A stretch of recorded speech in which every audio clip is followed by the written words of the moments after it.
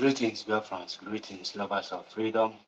My name is MAP Izokubundu 1 in Biafra land. Because me pass this Ozi very briefly and very short, by God's grace, man of 30 minutes. Because I believe him now, within 30 minutes, I pass go most into the pass. Although my normal brokers. But the thing have been bothering me since yesterday, not before yesterday. This thing have been bothering me over a month now, but I keep on looking at it.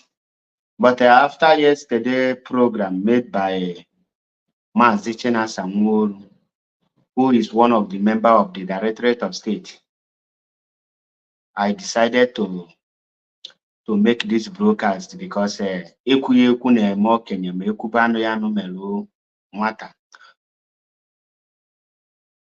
Wee na-asị ya malụ onye isi anyị bụ Maazị Nnamdi Kanu, Maazị Okwu Kanu mma, makwalụ ndị leadership IPOB mma, makwalụ ndị IPOB ndị dị genuine mma, wee malụ ndị ESN masị m ya mala anyị niile ma anyị ga-adị ka echi maka na echi ada agwụ agwụ, anyị ga-adị ka isi mmiri maka na isi mmiri ada ata ata,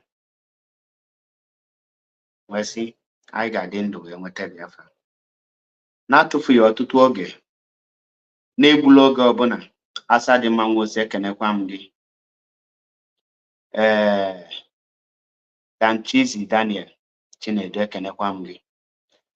Now, this message Nnezi na-aga IPOB and the IPOB leadership. And that's those people now caught my video because this video is very important because people like Elo Chukwu Haji, Chika Austin,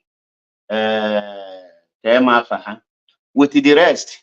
Ona no juena basili because this is time for the gossip because wolunu video bagbalona also nyana ndozo na ebe mekwala video agbala ọsọ court ya woluje kwasili nka dị very important wogalo na ndị na-ezie because amahom if anyị na-emezi eme. Now unu n'anya n'ife na-aga na IPOB. IPOB is a movement for Biafra restoration.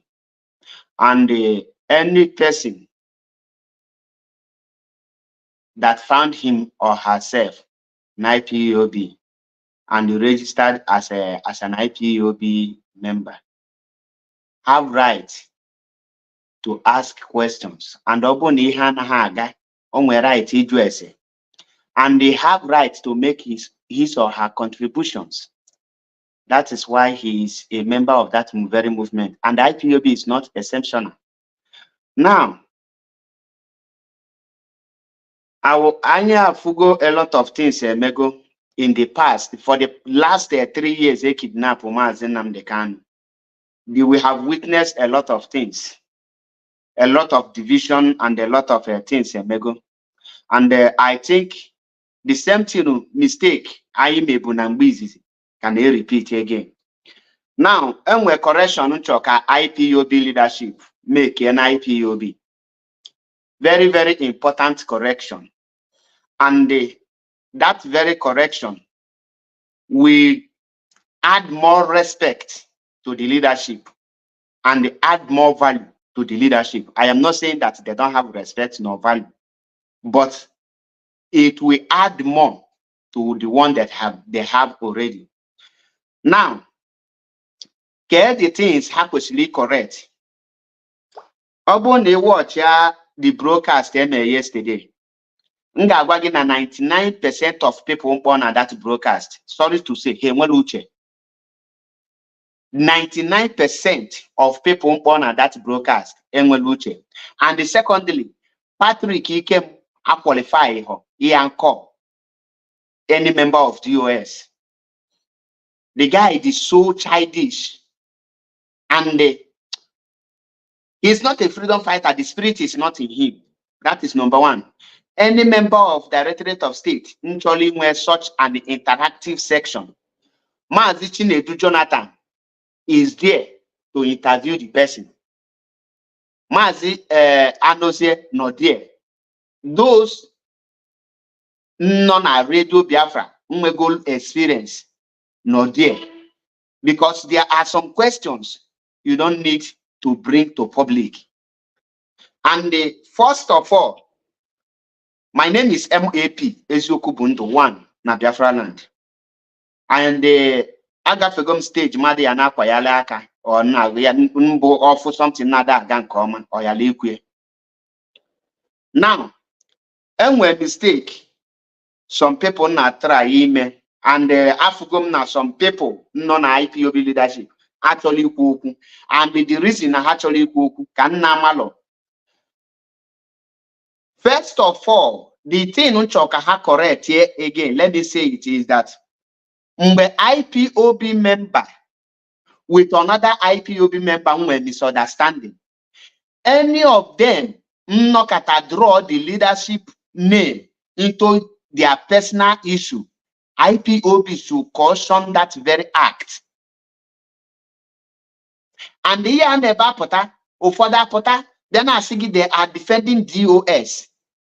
Those people should be investigated. Onye ọbụla apụta sị na ya na-defend DOS bụ onye ori. The person is a born criminal and a sabo in making. And I have my proofs. The reason is that they are defenders of DOS. All of them are nowhere to be found. Number one is Chibu's Egwa, popularly known as Iken Guruagu. Number two is Nkenon na UK Mafia, Ezej Madu. Now, the issue of dragging IPOB leadership into their personal issue should be stopped.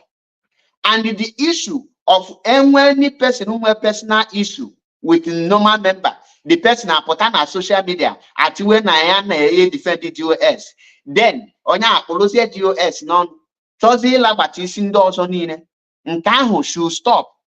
And the issue that na IPOB members get one problem, the leadership ama treat here, or when the Anna Fota as na these people are the ones, like one of the mistake Mas China Sanworu make yesterday. Then when the IPOB media warrior, when the Nabulo IPOB media warrior, you are a leader, Mas, please. Ekweneka all this sycophant drug to people never zunu and somehow. Another me clear for myself. The reason no across the Rubicon or no tata say that I am fighting for a freedom. And then when any person get up to you are not a freedom fighter. I am a registered IPOB member. So this issue of, like, for example, Mazi Opaleze Chuku became a program. Meche program Gawan. From our brother, Mazi Madabuchi Chuku, Biafran fearless evangelist. Or call to video Mazi Daletinume. Or when you maybe attack in the name of non-defended DOS, then I was forced to go back to re-listening to the full video of Opaleze Chuku became. Obulu no DOS attack. Not just melon way broadcast normally. Wagin a maze pota, then were some people who will me attack. Also logging at DOS, ne mazin am the can attack. Also logging at DOS, ne Jime mazin am the can overthrown. Name where people now but that in Kata, which more not here they are aware of it. I'm aware of it. Then what they go to Inter Mbankiti. Yenji Bankiti Bona. I'm a moya mazin am the canobu. 8 machan katagini no full broadcast on Agni. That's why I'm actually point. Mania choka IPOB leadership correct yabu. Such people never happen. Tamadu kuoku has seen on yahu na DOS attack. Relate to issue ahu to DOS. Then the leadership potassium had some people are potassium not all those ones who never such nakubatishi people on as a media warrior. To me, it doesn't make sense to me. Now, such program yesterday, expect broadcast to relevant question. Keka program wanine ya abịa mmadụ apụta dị esi gị bụrụ question ọ ga-ajụ bụ maazị achọrọ m ịjụ ofu question maazị ọ bụrụ na ọgụ daa na 1967 to 1970 na ọ daa again anyị nwere ike ibido ribe anụ mmadụ. Can you imagine a question human being na-ajụ na Radio Biafra? It seems that if somebody put on as such and a broadcast of the leadership of IPOB, draw that broadcast during Biafran war, because na edilano mmadụ. Biko no majo during Biafran war, ndị Biafra ndị Igbo anyị edilano onwe anyị. Such people kwesịrị ka abandon ha. Secondly, mmadụ pụta na a whole broadcast kwesịrị ịjụ important question. Ọ bụrụ question a na-ajụ bụ maazị na-enwe ndị si na ha nwa bụ obedient, like anyị nwa dị obedient na ha kpọrọ anyị hero worshiper. Such kind of, that is if that now nkwo na-enwere a lot of zombie na IPOB. Some people eche na na-akpali IPOB. This critical time condition anyị nọ na ka mmadụ ya bịa na-ajụ ya bịa ịmadụ bụ hero worshiper.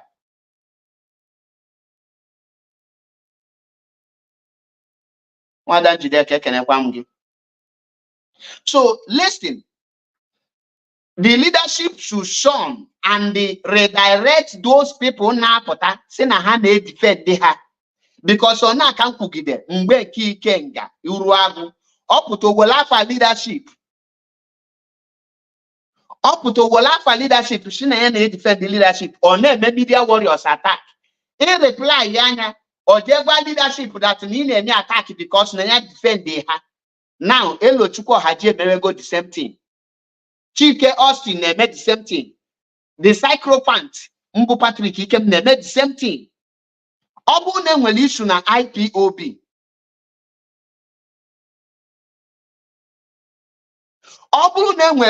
IPOB, gịnị ji IPOB leadership ịkpọ the whole people niile nwe this problem wee manụ the problem dị.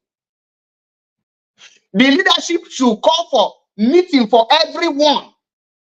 Let me take the media personnel out of it. These people are IPOB registered members.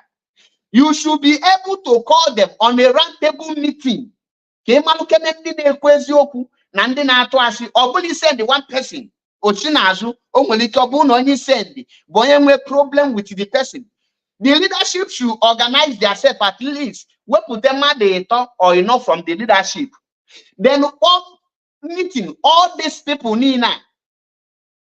All these people need you go to go down. He is in on the proof, could go anywhere, the problem. See that meeting take you go to 10 hours to find the solution to this. All the duty of IPOB leadership. He make such move.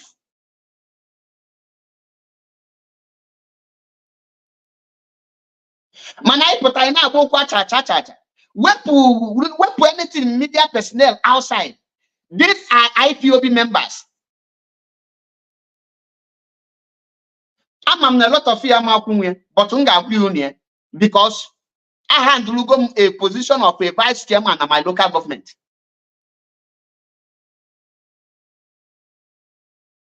I know what leadership is all about. Here there's some leadership, but I have said go and listen to this. Some of the leadership na cause division among us. IPOB kewa.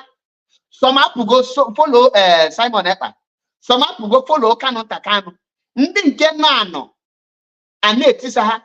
Obukwa niche na IPOB can we population hang we before. I just one na your unit now. Before a kidnap for Mazinam the can, how many people are damaging at the unit? Currently, how many people on that unit?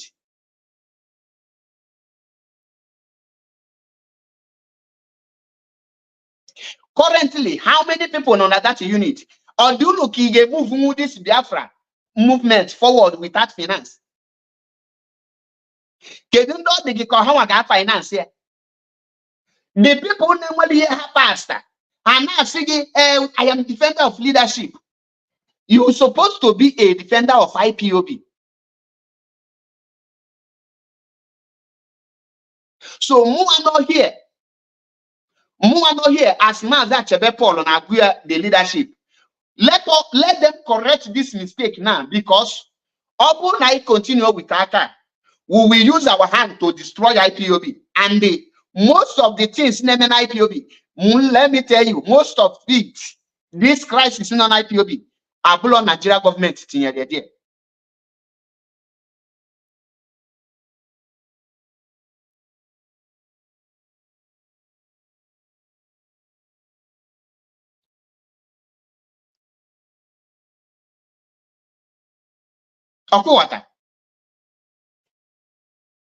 The originator when leadership now every organization, every movement, or any place, and where issue, the ability to resolve that issue is what make you the leadership wise. The problem on IPOB now have lingered for almost a year plus between ourselves, and nobody is trying to resolve it. Rather, people are putting fire. So he was a capable Mazi fearless evangelist, and there was a Prince Darlington attack. Then Chuko Haji, and there was a Maza Chebepol attack. Then Maza Chebepol and Nazir Patrick Ikemni. All of us are at the same IPOB, undermine that na Patrick Ikemana have a monthly dues. But at least the leadership should be able to quench this fire, because I continue on now. I destroy this movement, and they don't blame Nigeria government. It's that nego Nigeria. What I see here is ignorance. Here block a movement, so Ndahona call to my voice, pass this message to the leadership. There are things the leadership may overlook. It's no minor things. Only maybe a lot of things.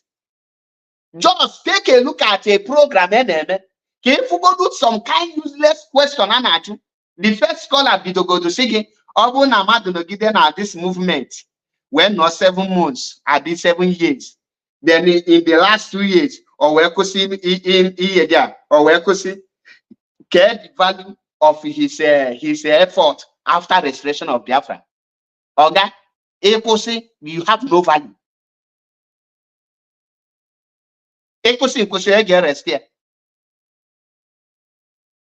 That question, that question is to encourage people to stop. And when they take then question never see. And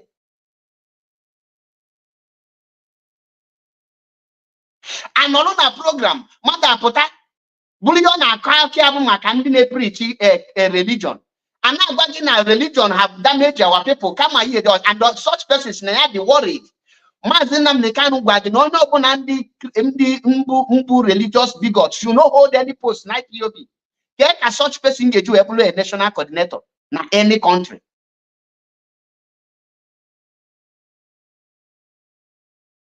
Another person Potashegi and Mazi. And what do you think about the autopilot that is written? Look at and a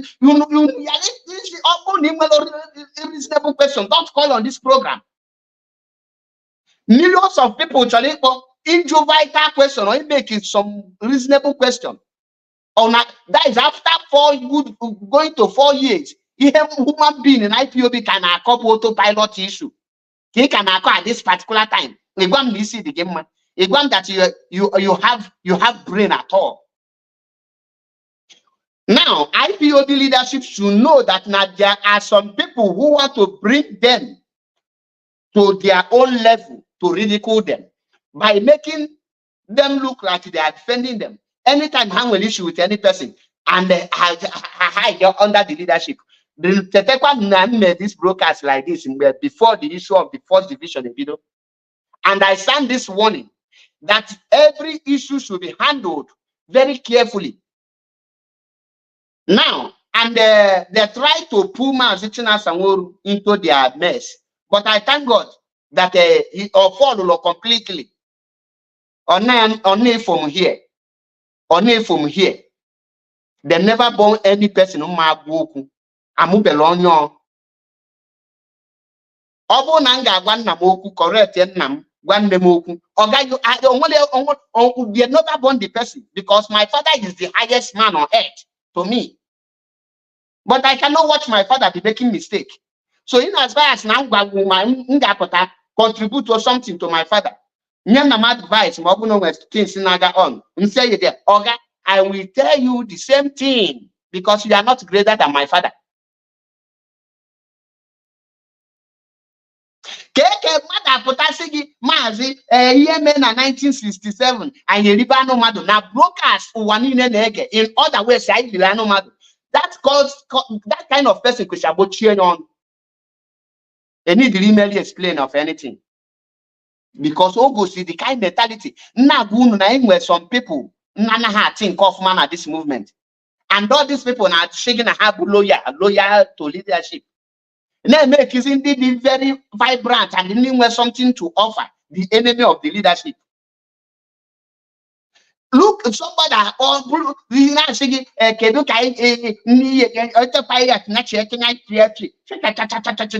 such thing, don't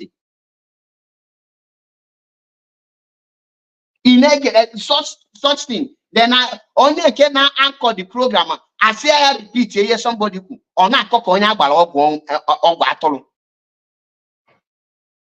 Or between IPOB platform and the individual platform. There are some issues you don't discuss on BTV and Radio Biafra.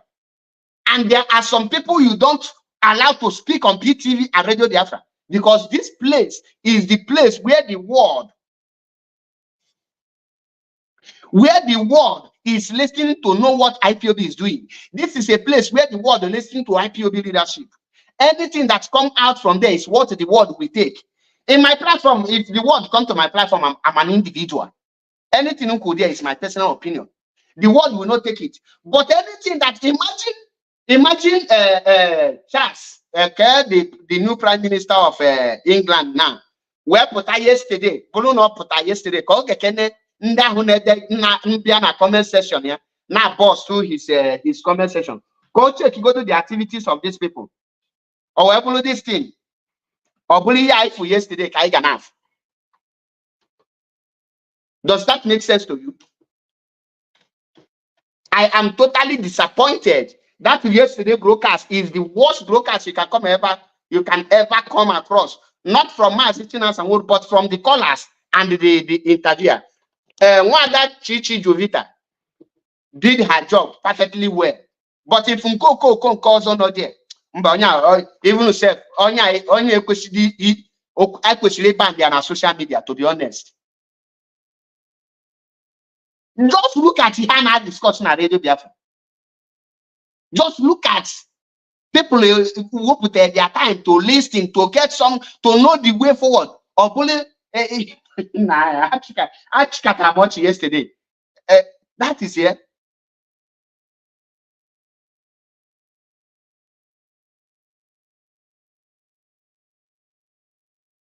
That is here. I was like, what a form. The meaning of freedom. So you are not now dividing the house, making the leadership. Side the one-sided. On one to get for any leadership on our side anything. There are some idiots that want to ridicule IPOB leadership by drawing them to their nonsense. Those 99% of people on that interview yesterday, many useless questions, starting from getting on an animal. Look at the kind of question on Adrian. Some people say we are hero worshiper. I want to know who is the hero and the okay. So imagine who hero. I don't think I have allowed for. Hi, Alumel. Because IPOB leadership, ununanya struggle analysis in Odolozi on Odin na 2015. Nkoja and Odolo on Odin na 2020. This is struggle now. I'm on a very critical time. Every issue must be treated. Assign people.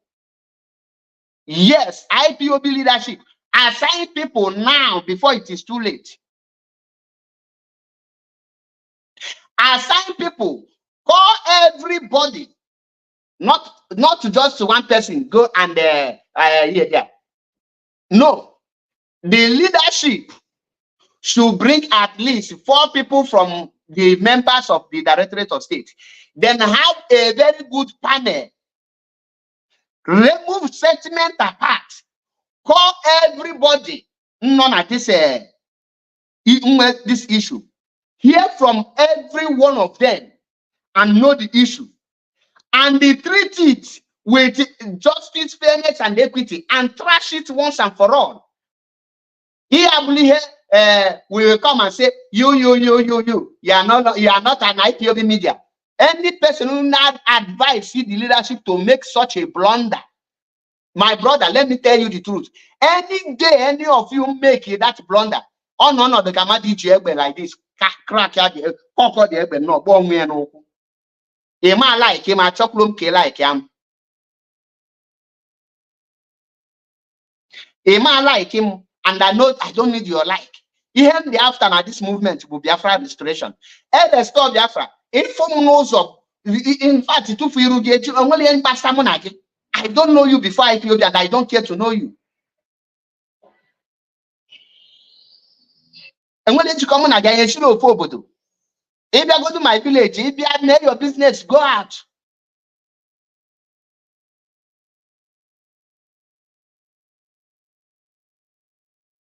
Even the day told them a program, oh, she know 23rd of July. I say I correct, she know 23rd of August. Look at her, she 28th of August. Immaculate date, such an interview. You want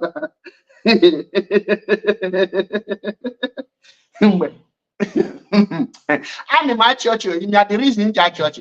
Pardon me for laughing. And the reason that church is because I told them you were well because you were well and when we keep things make so that's why I try I cannot church because I was so mad in that program yesterday. All the very annoying and irritating. And yeah, no, I can't this thing will be done by my I'm the canon.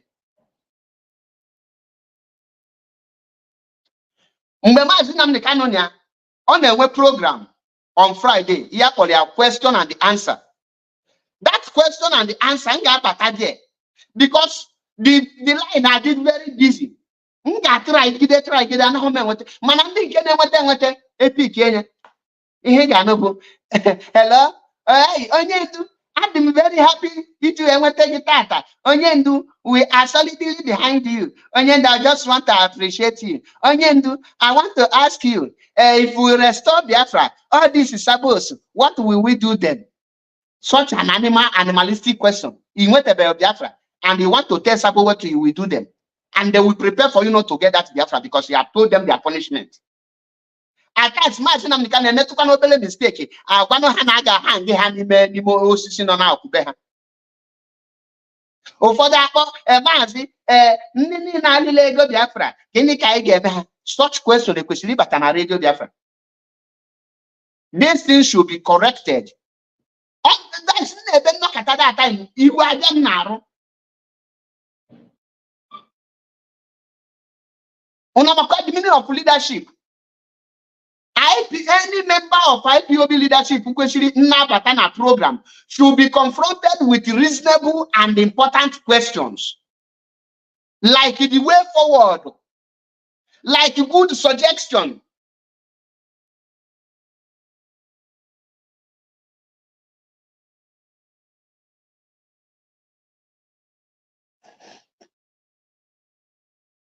This IPOB. Here because the division among us, the division currently among this movement. But when the Belekaya when it in the Biafra, Asian and Jaya, I saw not Jaya, Opa, Ofum, Fulani also, they are white finding in it because there is nothing like unity.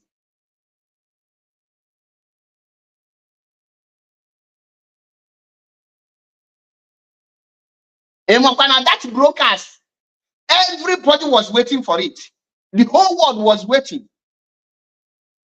Then mother put on a broadcast of a public of Igwe mother if what happened in 1967 when we started eating human being, if we start again, are we permitted to eat human being?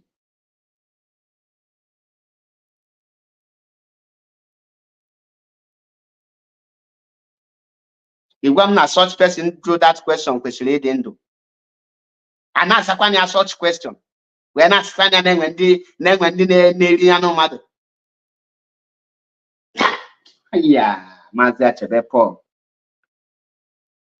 All right, you Abamoon, Obulo, you go on Amado, my year. And then, for this, and I ask English, man on your jail gas school. Let me say it again. Oh, let me make my point very clear. Let me make my point very clear. IPOB leadership should, as a matter of fact, as a matter of urgent, should bring at least 4 different people from the leadership. Call every person. Just offer the person and consider it done. Offer the person because I tell me it didn't coming. Offer the person just born.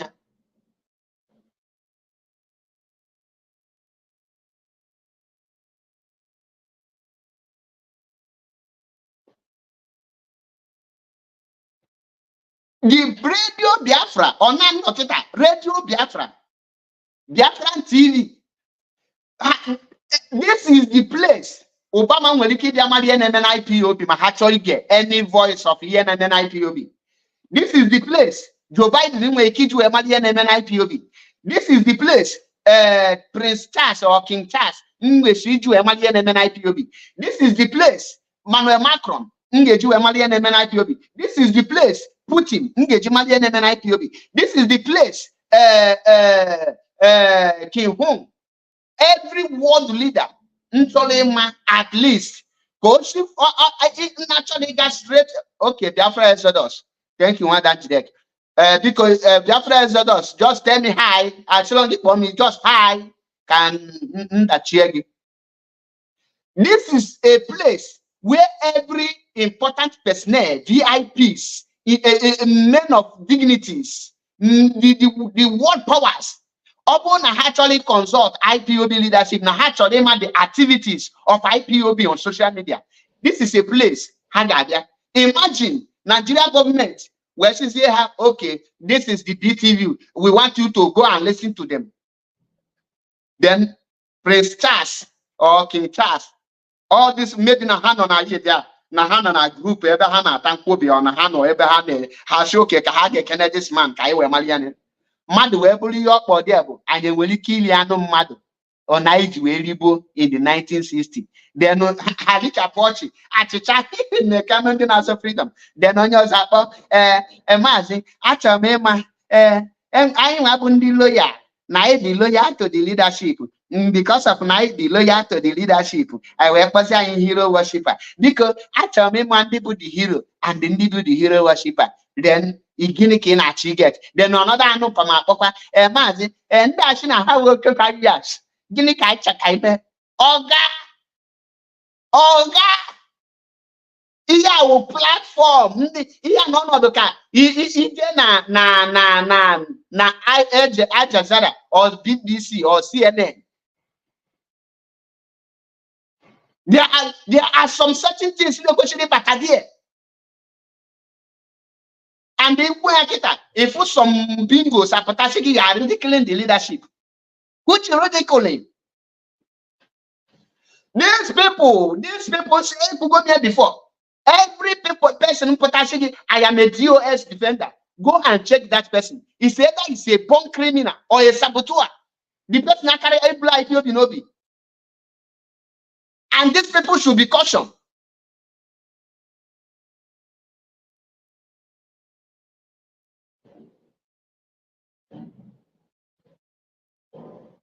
And one of the only person who just saying not try to love level Chichi Jovita, the lady not there. The other bon fool, only a person who call me over them interview. Somebody get them one man. amara mo somewhere say kwesiri webeta na nke na webeta na obulu onye obuna akpọ suit bụ ihe dị akekunu je select people say. How do you select people? Keke je select people na je broadcast. How do you make such blunder to select an animal very shameful. So please, I am begging IPOB leadership and my union kobla yo. Amam na nkuche nka ụmụ nkapịa nne nwere ha pasta ọ bụ welu Bible je na Google je chọta ofu grammar achọcha ofu grammar e compose edecha asị gị na ha ga school ịkpọpụtazi onye anye microphone si akwa okwu okoyiribe akoyiri. Adị m ekwe na-ekwusi ike, there are people that are professional. Mmadụ dịka Maazị Jonathan Chinedu ị na-ege that every don eme program ọ na-eme mmadụ interview o nwere some question ọ ihe dị webeta osi, oh my God, how do you reason or count or get off? Because ikwesịrị na-akpọ na such brokers ịdị on your intelligence in all na high guys ịmalụ na ibe na akpọ platform of all this okalobiel in Italy here. Now, having said this, can run going up the fees be what them now because you will be now in Konken Nekwesliku.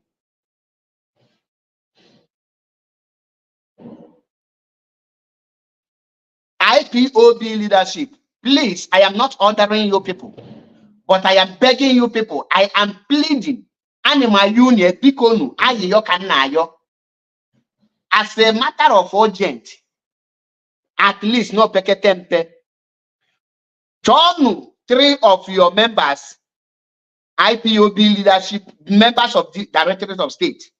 One who have everybody, all this crisis for IPOB. Call everybody. Oh, yeah, take go to complete food one day. Know from every issue. And the weapon settlement and the weapon onion cab album. Weapon that onion can on a food.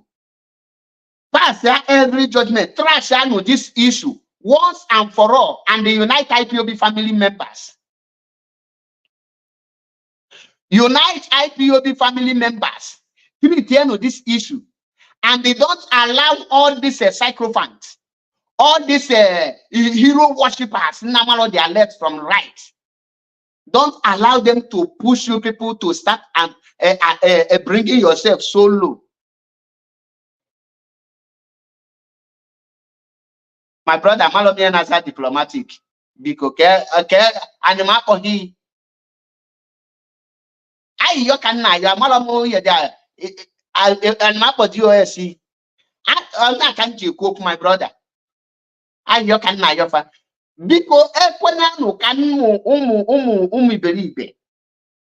But that Jadolunu to Bayana their personal issues. It will not make any sense. To me, it will not make any sense. IPOB, what the editor, on personal media warrior, this and that. The ability to resolve IPOB problems is what makes you one of the best leaders in the world. It is the duty of you people to resolve every crisis in IPOB before Mazenam the Kanapota. Iya hana punu, jeno onye media personnel, iya mo yabukwa ipush unu to blunder. Okwi push on the advice enye Buhari na Tinubu. Please, you can your loan. Make no peace na IPOB. IPOB na nakwa now. One tipia kwa. Inekwa nye funa people anara bata no opopo ka na apụ.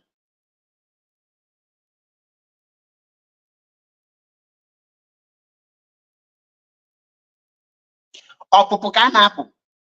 Jekwa each unit na ka iga mala many people not there.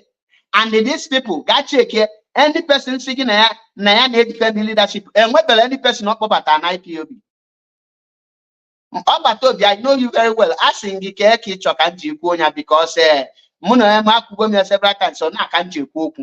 Even now, my people who are from Joko can Joko. And one of 2 characters. If knows of Monagana, John the man physical. Keko Joko. Only if Joko can Joko, Monagana Pancata. That is why Monagana knows of all my friends. On Joko here can Joko. And what I'm here, and what I'm here, but I'm trying to more use watching try by can see in Pampagi or no you talk to and what I'm here. Even my father join now or now Joko can Joko. That is why at Tunisia, when I give you friend of who and when you can go for the ever has not but after 1 year, or if we have them got if you not say or not, you can get one. The only person never Yana Madu Soku, Epeche Dipe, on the Lutia more we pay more bony pay my abomon. Our more, Muna more when we buy times more bony payment. We are not having no Shiana because he had no more than that. I do it. I don't have any because no, I'm not on out, but because now I make a mistake, I accept it and I correct it. I'm not a man, I'm questioning here, anything. So, my brother, because I don't am here, he banish or disrespect IPOB, but I am here, he do ever have. Then when they talk their name, he draw their name to the mood. I watch him, our brother, fearless evangelist. Ebona do Darlington bam bam bam. Gekwa radio gekwa broadcast yesterday. Ebe ana tufu oku. Hi ba. Obo onwunu gebe maazi ndio na we read anyị. Maazi Nnamdi Kanu lead like because obu no ye take full day. Ha we for meeting. Don't matter here what how can they be happy in a hand major?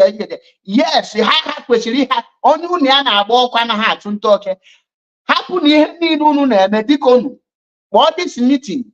You know why you settle all this issue trash ania once and for all. Maka no continue. Okay,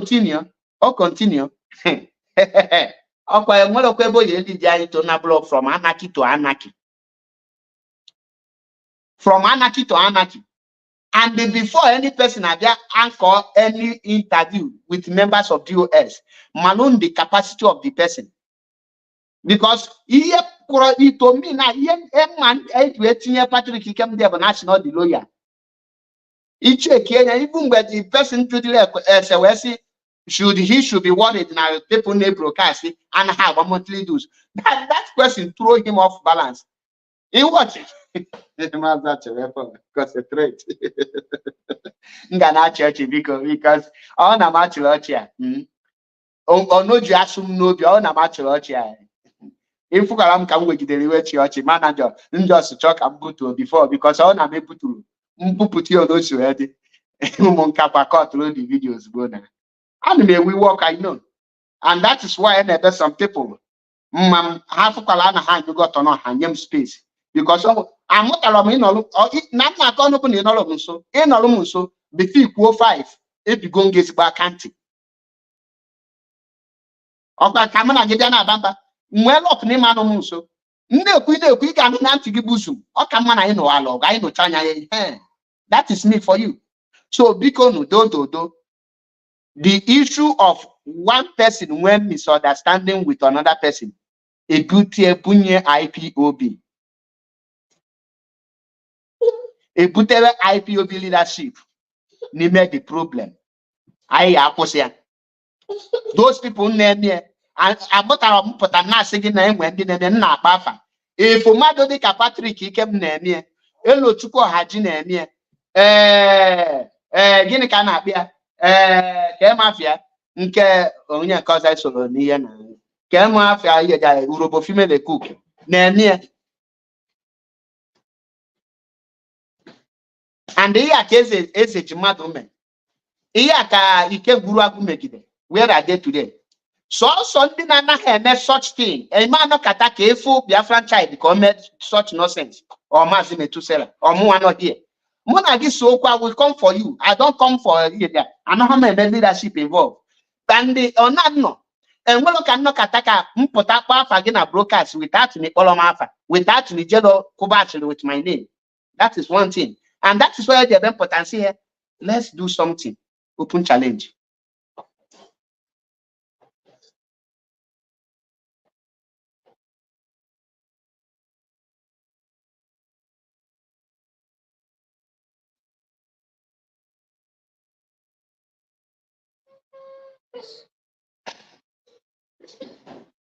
Biko, settle on this issue.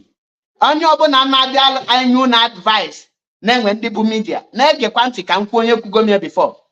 Biafrans amarakwa onye na-ede anything o. Ndị Biafrans ma bụ ndị enyi na-afụ iru ha na-ekwu okwu. You underrate them on your own peril. Underrate any person if you na-etinye iru ya n'iru Facebook wee na-ekwu okwu on your own peril. The Biafrans nọ na banya, the 95% of Biafrans bụ ndị ifo here and na nnọkịta na ndị ha na firu ka ha mabụ IPOB media warriors. Na mmadụ hide under one place na ebe odeche ihe or send ihe telede na WhatsApp or post emekiri onye mmadụ one na-agụ ya ọ ihe ga-ajụ onwe gị. Mmadụ one na-agụ ya. So ndị ahụ na-achị ịlabata IPOB leadership na ndị ha na-achị, IPOB should trade with caution with those people because these are green snake under green grass. The leadership ekwucha m kọrọ m n'ọnụ. Menu meeting ha pụta na at least mmadụ ịnọ n'ime unu. Kpọọnụ everybody. Unu anaghị akpị as a media warrior. Ma unu chọọ ihe dị unu chọkwa ikpe as media warrior na akpọ ya unu chọọ ịkpọ ha as an IPOB members nwere misunderstanding. Unu akpọ ha as an IPOB members. But ihe ga-agwa IPOB leadership with all due respect, it is your duties to settle every issue that arises in IPOB. Between IPOB member and IPOB member. That is one of your primary duties as an IPOB leadership, which every one of you must discharge your duties as our leaders. So, every IPOB member, in the name of media warrior, in the name of IPOB, no, from them, near her time, every draw in details. On as a neutral lead, settle the issue amicable, trash every issue, and the watch is a who put the problem. Kunu malunda who put the people, the real people not cause the problem. Then order of how IPOB should be moving should be given. And the malun and the wobete if not, Mboke said this broadcast will be because some broadcast remember issue of all this issue of all these things in a bit. And then broadcast that time. Let's say that broadcast, they ignore it. Obune follow Nege Monte as initial stage, at initial stage, yeah. Believe you me, the crisis I when IPOB start amande. But I get it.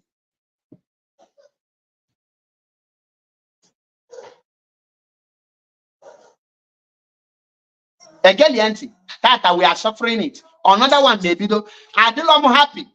Happy now for one of people more no matter how and where people now queer public and no respect it.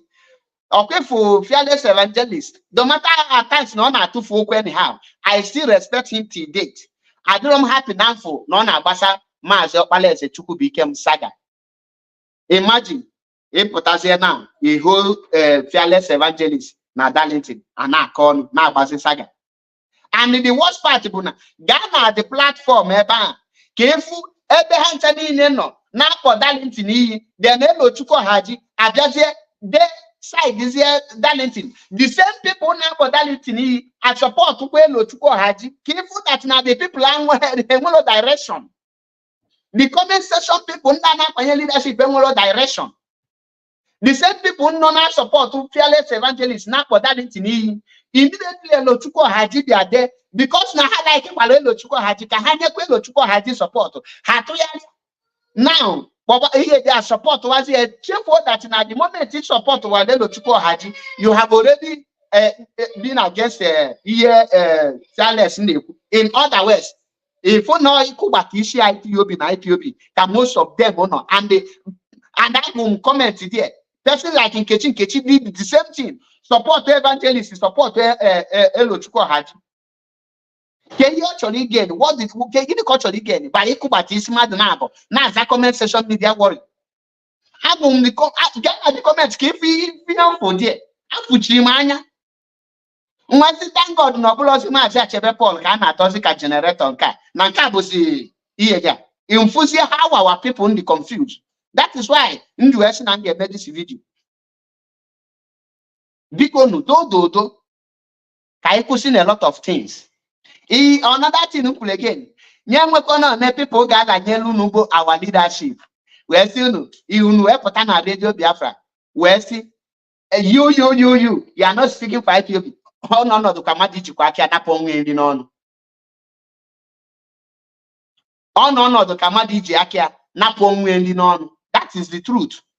And the more game is kwana na Maazị Achebe Paul ekwuru okwu maka gịnị ekwu na-eme okenye ma ekwuba anụ ya nụ mere nwata ekwuchekwa m kọrọ m n'ọnụ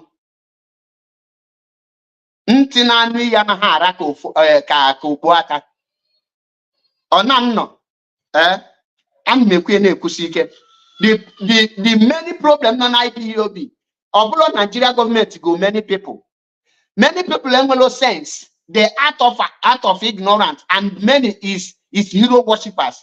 Madu de Kajidofo and the other idiot Muhammad Bafia in Keshina Germany Baboso.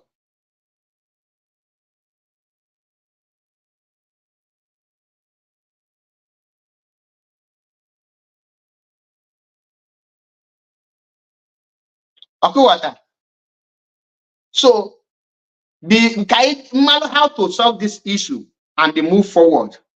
For now, IPOB na anyukoku. Many of you are makwete manankebezi okubuna. I na anyukoku. You get na kita. Anything we need finance. Or na kege you raise the finance. Obulo na. Neda atunu neku here.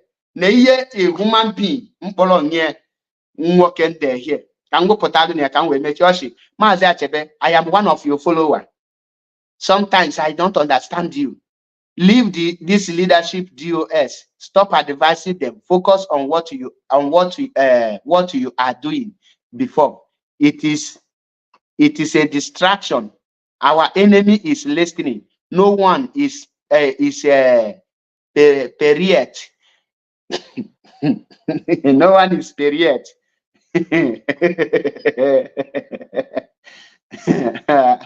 Because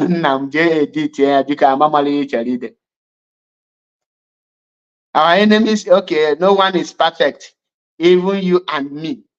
Now, such people now, if we all that with the problem IPOB way, these are the people na kumakaha. Everything has to leave leadership alone.